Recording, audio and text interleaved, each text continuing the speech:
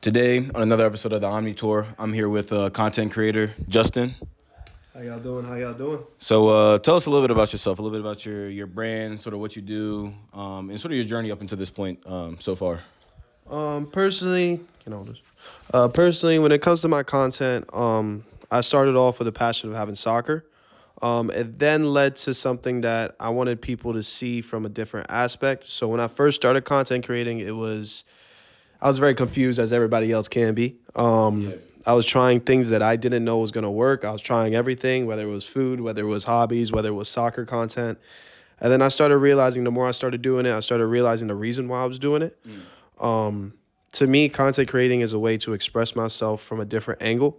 I had a lot of times where I depended on codependency from others. So content creating then helped me break out to a person where I was able to enjoy things by myself, but also hold a camera and see that I was not alone.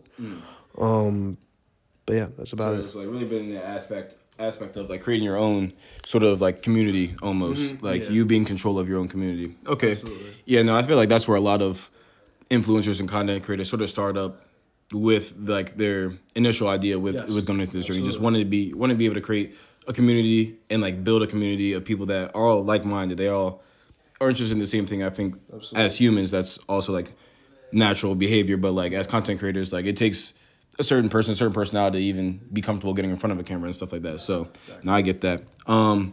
So what would you say is like your unique factor when creating your content? What separates you from other content creators? Because I know in this day and age, there's a lot of people getting into content creating and everything like that. So I just want to know, like, what do you feel is like what makes you different from the other people on the platforms that you use and stuff like that?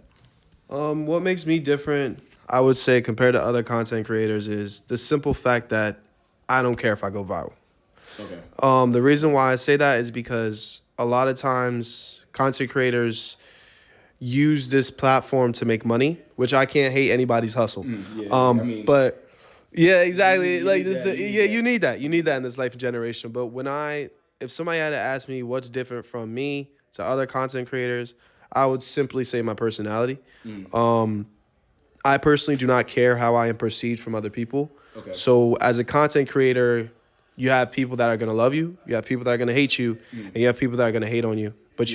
But at the same time, when I'm in front of a camera, I feel like that camera is my best friend. And I feel like I'm able to express truly exactly who I am. And a lot of times when you're looking at other content creators, they may not say certain things. They may not show certain things because they may be very concerned about how they may be perceived to others, especially with people that have mass following. Me personally, I don't really care about that because I know how genuine and how unique. You want to be authentic. Exactly. Okay. That's my biggest thing. I want to be authentic when it comes to content creating from different perspectives. Yeah. So I feel like you're saying the content creation, whereas you feel like for some, it's sort of maybe about a little bit of both, about the money and actually like a passion for it. But like for you, it's being authentic and like having a passion for actually just being in front of a camera and stuff like that. Okay, no, that's really good. Bringing a full like personal aspect into it, I think is what we're losing a lot in this day and age. A lot of things are being slush, I think, or slop is like the word being thrown around a lot. I feel like as humans, we are sort of losing a bit of our creativity. We just need to bring that back out through different forms, like content creation, whether that's the work that you do, whatever the case may be. Just like we just need to be a little bit more creative and really just get things out there. So like I think that is a unique angle that I think it started off that way, sort of lost a little bit of its touch. I think sort of some people see like how much they can actually have a decent lifestyle from just doing that solely. And I think that's sort of maybe their driving factor. I don't know. But you knowing that that's not your driving factor is very important. I think it comes from an aspect of when I pick up the camera, I know that it's me in that camera. And personally, it doesn't matter. I can have one viewer. I've had videos that hit 20 likes. Yeah. I've had videos that hit 200K likes. I still feel the same at the end of it. Okay. Because it's always, I'm always going to be appreciative of the people that support me. I also think that it builds towards the drive that you have towards it. Anything that you do in your life, whether it's content creating, whether it's a job, whether it's working with kids like I do, you have to have a passion for it and you have to have a love for it. And when I think of content creating, it never is something where it's like, oh, I have to go do this. 100%. It's something I genuinely love. So that's something I would probably say. Okay. So up until this current point, you mentioned some of like a wide range of milestones. You hit like your lower engagement rate and then like your higher engagement rate. So like through your journey, what has been sort of the biggest challenge of being a content creator so far? Like what do you think has been like the biggest like roadblock for you to really pushing you where you want to go, or just like really slowing you down, do you feel like? That's funny you asked that. I would probably say the biggest thing is those videos that you spend so much time editing or doing these things for, and you post it and it flops. Yeah. I think that's the biggest challenges that it comes through with content creating. But what has helped me push through that is those names that I see consistently, or I see like this person liked my video here, or this person liked a video that wasn't really going well. But then I see that same person liking that video that was really going well. So I think it's just the consistency of it. Yeah. Not to put like words into like your own thinking, but them showing that consistency through a bad video and a good video Absolutely shows that like they are sort of following you along with this, or they want to be a part of that community. They're showing their consistency with you.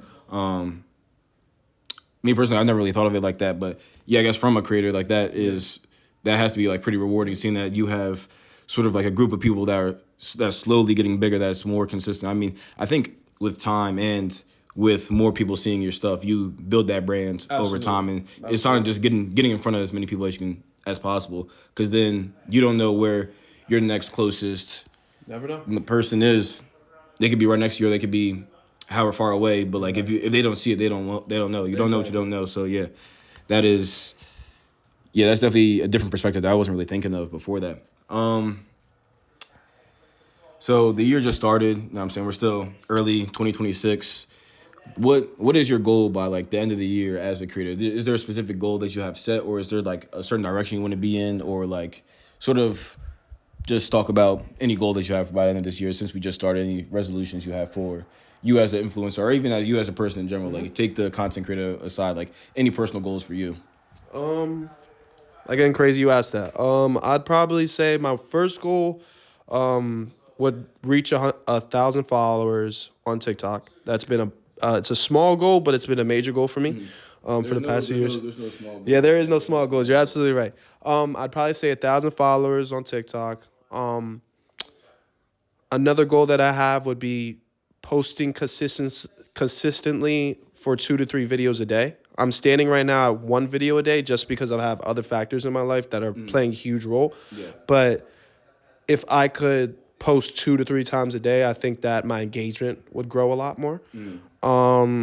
Some goals personally for me as my own self, I would probably say adapting to challenges, not just giving up to challenges, just really just taking a front seat and really accepting the challenge as what it is, and learning how to adapt and learning how to maybe conquer that challenge. Another personal goal for me would be to be by my own. I'm currently with my dad, as everybody else is. They know how it is. Rent out here is insane. It's crazy. But my goal is to be able to be alone and be comfortable being alone and be happy being alone. Being happy with peace. So that's probably another personal goal that I have.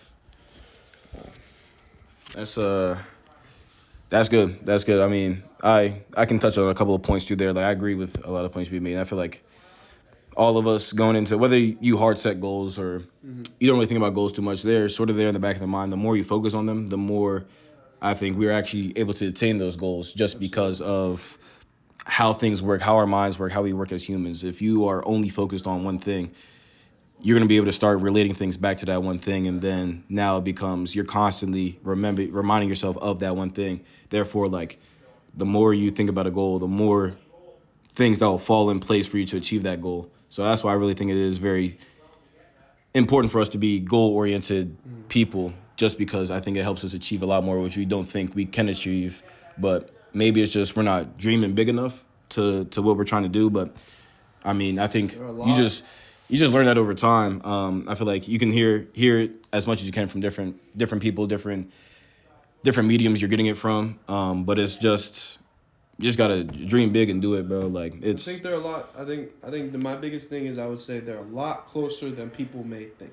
I think goals are, yes, they drive us to be more routine based. They drive us to really think of the little aspects or the little details that can affect the bigger goal and the bigger chase. But I think when it comes to goals, I think we just need to just set forth and just do it. Yeah. And not make excuses to the little things or why we can't do these things. I think we're all going to have to sacrifice things. And there's pros and cons in certain things that you do as well.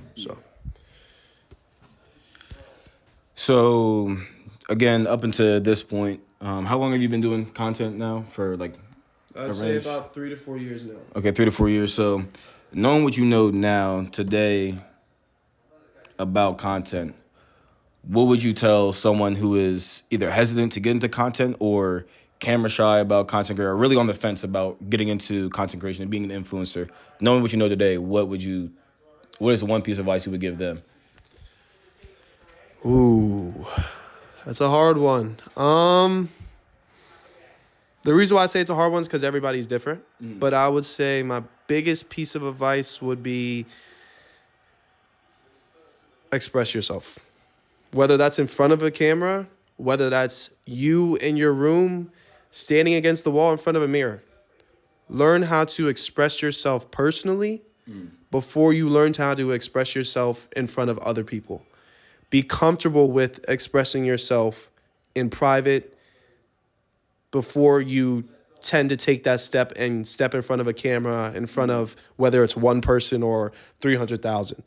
I think that's the biggest piece of advice I would give, because I've realized doing content, not getting comfortable in front of a camera, buying my own camera, then being comfortable in front of a camera, everything is about comfortability and trust. You have to have the trust in yourself to stand in front of a camera and post a video out and see what people are going to say. But you also have to have the accountability and the comfortability to even stand in front of a camera and be vulnerable in that state. So that'd be my piece of advice.